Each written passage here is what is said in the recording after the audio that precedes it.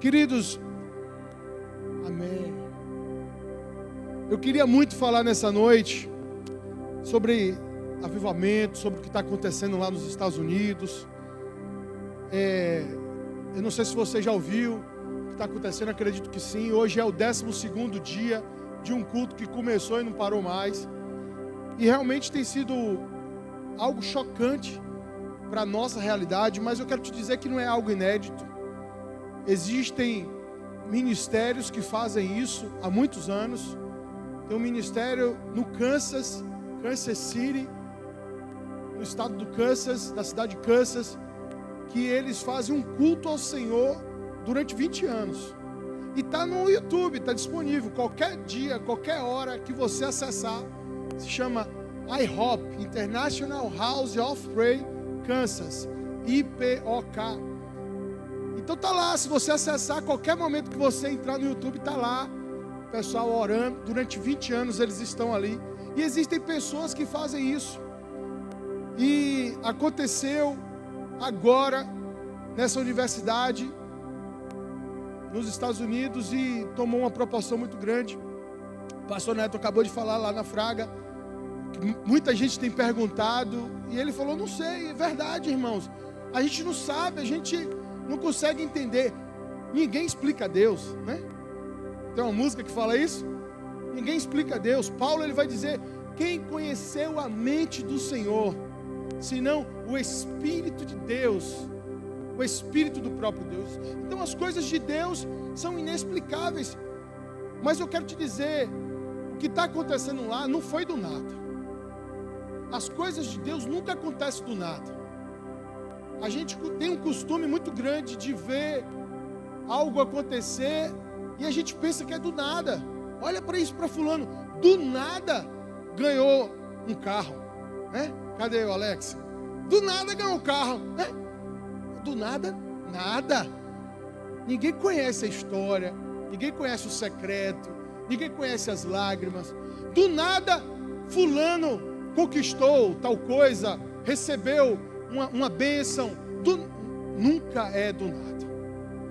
Então, eu queria te dizer que ali existiam pessoas que estavam orando para que a presença de Deus fosse manifestada, e aconteceu.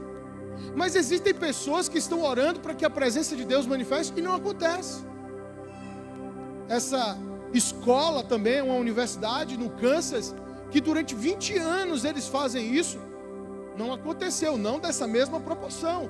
Tem acontecido diversas coisas, mas não dessa proporção. Então não é do nada. Existiram pessoas que decidiram permanecer. Tem alguns segredos que a gente precisa entender. Eu não vou pregar sobre isso, mas eu queria passar rapidamente. Existiam pessoas ali que decidiram permanecer. Depois que acabou o culto, alguns jovens, eles decidiram permanecer naquele ambiente. E simplesmente Deus desceu. A presença de Deus, ela está em todos os lugares. Só que nós precisamos ser apaixonados por Deus de tal forma que essa presença de Deus, que é real, seja e se torne manifesta. Porque a presença de Deus sempre esteve naquele lugar, mas naquela hora, naquele momento, Deus se revelou. Aqueles que permaneceram começaram a experimentar algo diferente. Naquele lugar havia já um legado. Em 1970 aconteceu praticamente a mesma coisa, um culto normal naquela universidade. E o pastor daquele dia falou assim, olha, eu não vou pregar, eu tenho no meu coração que eu preciso abrir aqui para a gente orar e clamar a Deus. Existe alguém que precisa e deseja falar algo? Diz que naquela reunião se levantou um cara no meio, o cara mais improvável daquela universidade, o cara mais rebelde, que já tinha sido expulso diversas vezes daquela faculdade, e a faculdade recebia de volta. Aquele jovem se levantou e falou assim, eu quero entregar minha vida para Jesus. E por causa daquela entrega, aquele culto durou 14 dias, em 1970. Então existia um legado, e não somente esse legado, mas legados anteriores. Eu quero te dizer, o grande segredo que eu vejo nesse avivamento é que essa cidade chamada Wilmore é uma cidade extremamente improvável. Para você ter uma ideia, essa cidade, ela tem uma estrada, uma única estrada que passa nessa cidade. E essa estrada leva a lugar nenhum.